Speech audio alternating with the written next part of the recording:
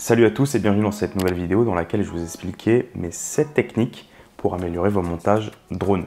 Alors ces techniques elles vont s'appliquer à des montages de vidéos drone mais aussi à n'importe quel type de montage vidéo, donc ça ne concerne pas que les pilotes drone. Et avant de commencer cette vidéo, je vais faire une petite aparté que j'avais pas eu le temps d'enregistrer. C'est juste pour te dire de rester jusqu'à la fin de la vidéo, il y aura une petite surprise pour ceux que ça pourrait intéresser.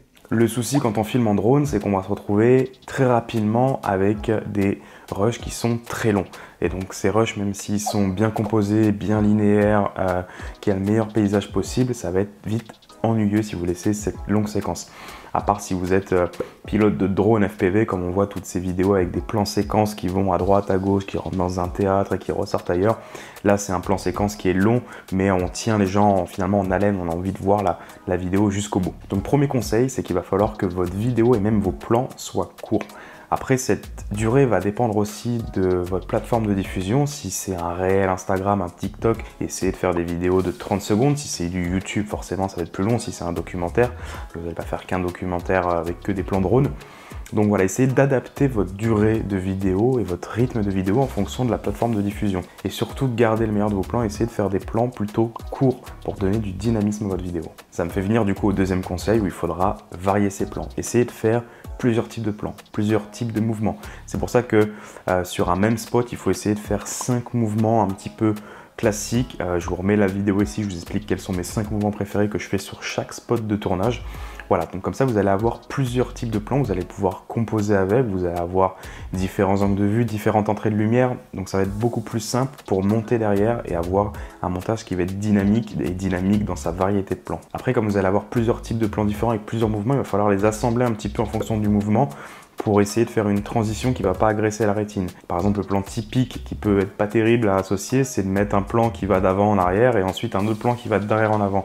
La transition visuelle va pas être terrible, donc essayez de faire 2 plans qui vont de l'avant. Du coup, si vous respectez déjà ces 2 premiers conseils et que vous êtes à l'aise avec votre logiciel de montage, vous allez pouvoir vous mettre à faire des transitions entre ces plans. Alors des transitions, il existe plein. Il y a le speed ramping, il y a les accélérés, il y a le flow de mouvement, etc. Au final, chaque transition sera un petit peu propre en fonction des 2 plans qui se succèdent. Par exemple, ce qui marche bien, c'est d'accélérer la fin du premier plan et le début du deuxième plan pour faire, s'il y a 2 plans qui vont en avant, pour faire une transition un peu immersive où on rentre dans un deuxième décor. Ensuite, il faudra monter votre séquence en rythme avec la musique. Et ça, c'est mon 4e conseil. Vous allez voir que chaque musique a un rythme. Chaque musique a ce qu'on appelle des boucles, des séquences. Et c'est pas compliqué finalement de monter. Alors le basique, c'est de monter sur le rythme de la percussion ou le rythme de la vidéo, ce qu'on appelle les battements. Ça sera bien plus agréable. Je vais vous mettre 2 exemples. Là, cette vidéo, pas montée en rythme.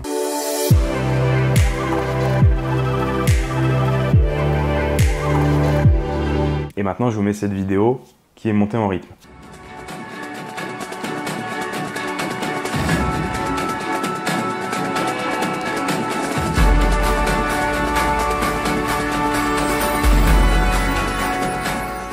Vous voyez, il y a quand même une légère différence, c'est quand même plus sympa et surtout c'est pas compliqué sur le logiciel de montage.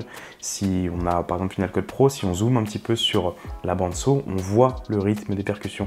Donc c'est facile de caler facilement son plan dessus. Et avec l'expérience du montage et un style différent, vous verrez que vous allez pouvoir monter avec un rythme totalement différent qui va être un petit peu à contre-rythme de la percussion et ce qui peut donner aussi un effet un peu sympa. 5e conseil, c'est bien de monter en rythme, il va falloir choisir après une musique qui va être adaptée. Par exemple, vous n'allez pas mettre une musique électro sur des plans en drone tout calme de paysage et vous n'allez pas mettre non plus, si par exemple vous avez des prises de vue de suivi de voiture un peu sport, vous n'allez pas mettre une musique calme.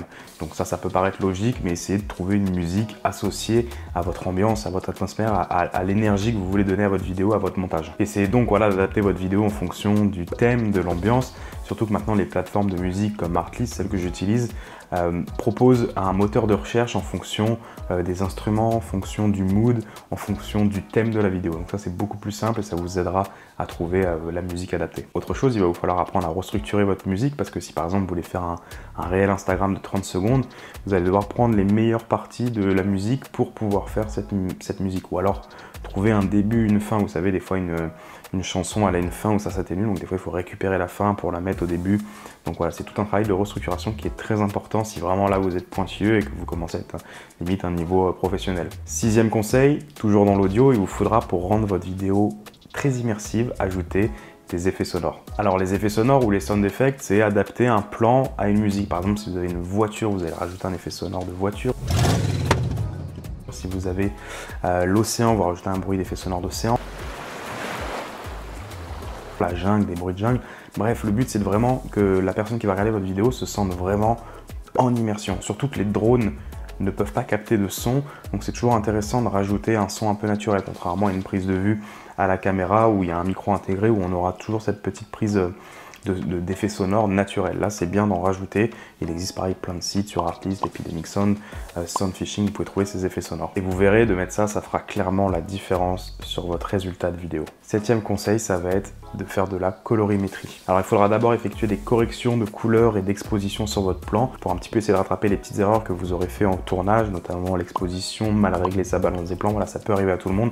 Donc ça, on commence à retravailler ça. Donc voilà, vous pouvez rajouter le contraste, rajouter un petit peu de noir, ajuster les blancs et les noirs. Ensuite, vous allez aussi rajouter un petit peu de saturation, notamment si vous filmez en déloc, parce que vous allez avoir une image assez flat, assez donc très peu saturée avec très peu de couleurs, donc quasiment noir et blanc. Donc il est important d'aller récupérer la couleur et l'intensité des couleurs naturelles de votre plan. Et après, seulement à la fin, c'est un petit peu la petite touche finale, on peut appliquer ce qu'on appelle un LUT, un lookup table, pour un petit peu donner l'atmosphère, l'ambiance colorimétrique de votre plan. Mais pour moi, le plus important, c'est vraiment ce qui va être avant. Donc voilà pour cette vidéo très courte, j'espère que ces 7 conseils vont vous aider à vous améliorer en montage. Donc c'est des choses que je développe vraiment en détail dans ma formation, dans quasiment 3 heures de module, où je reprends de A à Z un montage et j'explique un petit peu comment je fais ça, et toutes les transitions, toute la partie colorimétrie, toute la partie son. Et du coup, pour remercier tous ceux qui me suivent sur YouTube, que ça soit depuis le début ou depuis peut-être cette vidéo, si tu m'as découvert, j'ai fait une offre sur ma formation, une offre exceptionnelle qui sera valable uniquement tout le mois de février. Donc je te laisse aller dans le lien en description